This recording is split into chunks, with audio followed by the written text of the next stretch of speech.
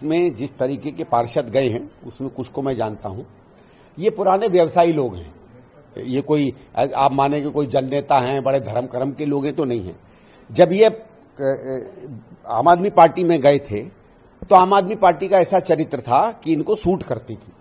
आम आदमी पार्टी राजनीतिक पार्टी नहीं, हमने तो कितना कहा बिजनेस हाउस है। क्या कहना चाह रहा है? मैं ये कहना चाह रहा हूं कि आपने जिस तरीके के लोगों को लिया ये उनका चरित्र है। आपके यहां आज बिजनेस नहीं चल रहा, वो कहीं और चले जाएंगे।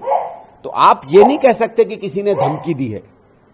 आपका जो चरित्र बन गया आम आदमी पार्टी का, उस चरित्र में ऐसे लोग छोड़ के जाएंगे ही जाएंगे। तो आगे और भी सिलसिला जारी रह सकता है। हो सकता है जारी रहे, हो सकता है। आपने बोला कि बिजनेस नहीं चल रहा है, तो आप क्या ये आरोप लगा रहे हैं कि मैं कोई आरोप नहीं लगा रहा हूं, मैं तो सिर्फ कह रहा हूं कि बिजनेस हाउस है, बिजनेस हाउस ही चलेगा। ठीक है। अमित शाह जी ने गुजरात में जो कहा कि भारतीय सेना के 100 रिकॉर्ड दुनिया ने देखा, 100 किलोमीटर अंदर घुसकर हमने पाकिस्तान में आतंकवादी ठिकानों को खत्म किया, तो तकरीबन 15 एयरबेस को हमने हिट किया पाकिस्तान का। देखिए, हो सकता है हम तो मेरा तो ये कि जो सेना की ब्रीफिंग होती है, जो एयरफोर्स ब्रीफिंग करती है, मैं तो उसको मानता हूं।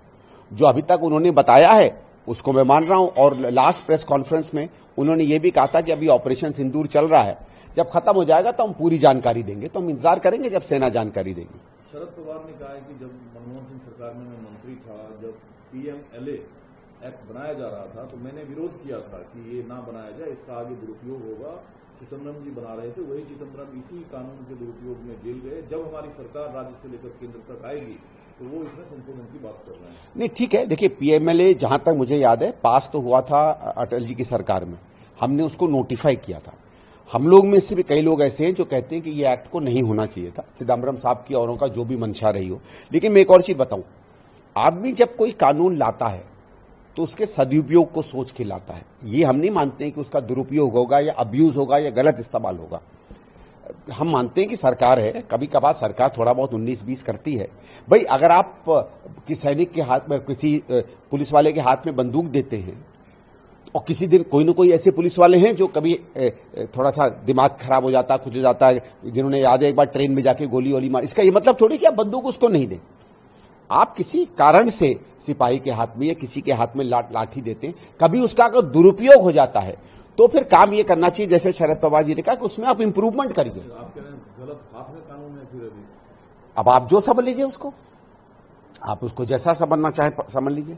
सरकार अगर किसी भी कानून का दुरुपयोग करेगी तो सवाल सरकार पर उठाए जाएंगे या कानून पे। कोई भी ऐसा कानून नहीं है जिसका दुरुपयोग नहीं हो सकता। इनकम टैक्स कानून का भी दुरुपयोग होता है, ईडी के कानून का बहुत दुरुपयोग होता है, बहुत से कानूनों का दुरुपयोग होता है, जो MCD के तमाम कानून का रोज दुरुपयोग होता है।